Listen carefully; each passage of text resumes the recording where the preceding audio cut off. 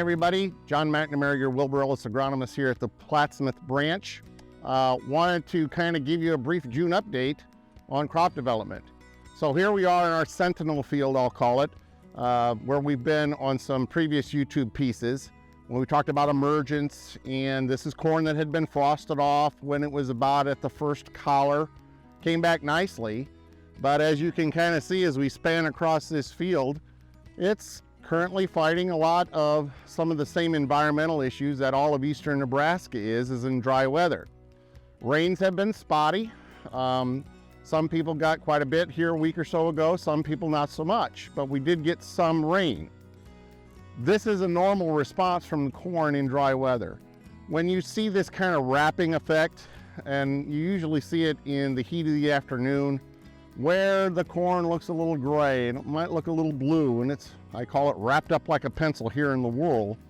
It's a natural process of the corn trying to conserve moisture. Now, corn like this, growing points onto the soil line, and it's trying to use somewhere in the neighborhood of 20 to 25 hundredths, probably not 25 yet, but transpire about 20 hundredths of water a day. If it can't do that, it's going to naturally try to conserve moisture and wrap up. The concerning thing about that is that when that furl, or it does not unfurl in the morning, when that roll doesn't unfurl in the morning is where there's a concern. And we talk about wilting point and how much moisture is in the soil profile. So just in quick review, corn at full height can root to 3 to 3.5 feet. Most of the water and nutritional uptake's in the top 18 inches, okay? The issue at hand this spring has been is that did we develop nodal root systems? And so in light of that, I dug up a plant here and it looks quite healthy, but if you look at the root system, specifically this one on a nodal root, how it's kind of stubbed off, for lack of a better term, trying to find moisture and can't. Now, from a root mass standpoint, I always break off some when we're digging these things up, but it's a matter of how deep can they go? You know, they're obviously not at full root yet. And here again, we had in the neighborhood of 2 inches of rain on this piece here a mere 7 days ago, and it's pretty dry and crumbly.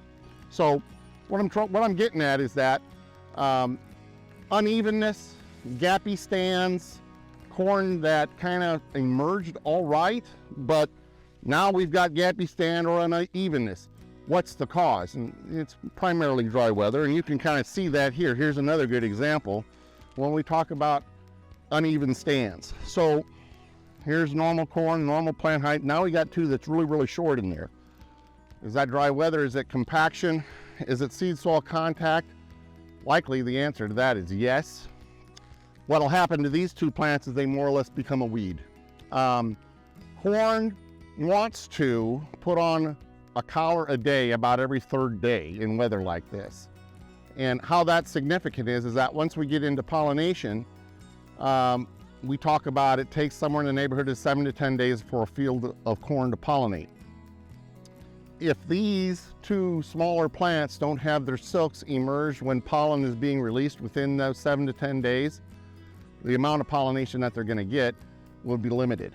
And so you really can't count that as a viable plant to produce an ear. And that's been another long-term thing that in hot, dry weather is also a side effect of all that. Now, good news is that we have had some rain to solubilize some of this fertility, and you're going to see some quick growth spurts. You know, brittle corn is very possible in weather like this when it grows this quick. Most of the post-emergent weed control is in the process of being completed or has already been done so.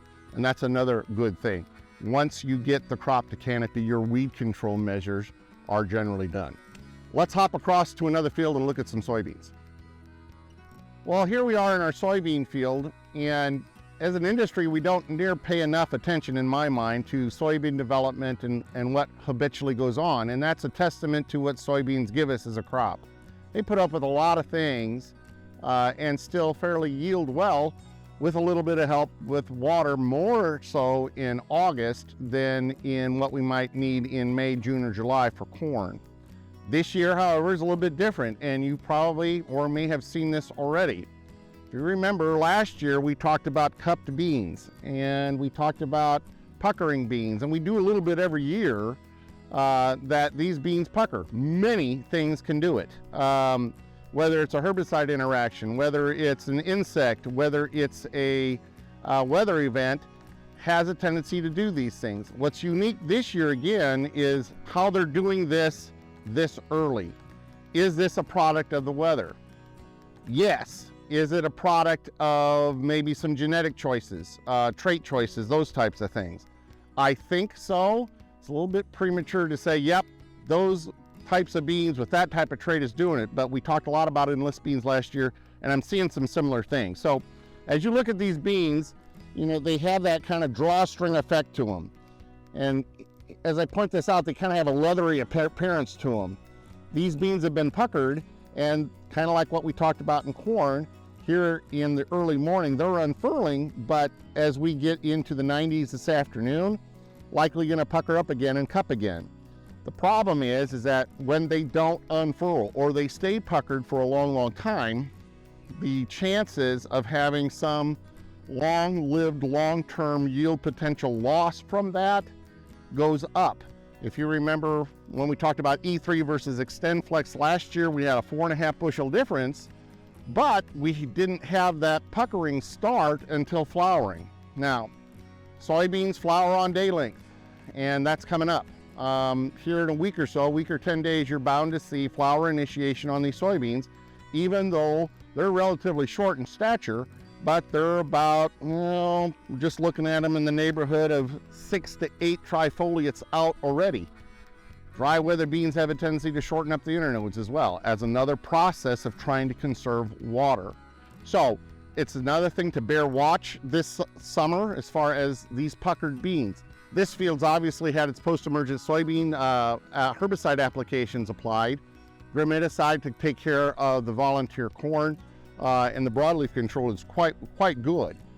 These 15-inch row spacings will help canopy the row, conserve moisture, combat any late season weed emergence.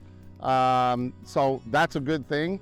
From a standpoint of yield potential and that type of thing, which we talk a lot about with corn, it is way too early to tell if, and I'll emphasize if, there is any type of yield penalty with this early season puckering. If it rains, and there's a lot of things that hinge on if it rains, this will be a distant memory and everything will be fine. However, if it doesn't rain, early season damage like this could have a long-lasting effect.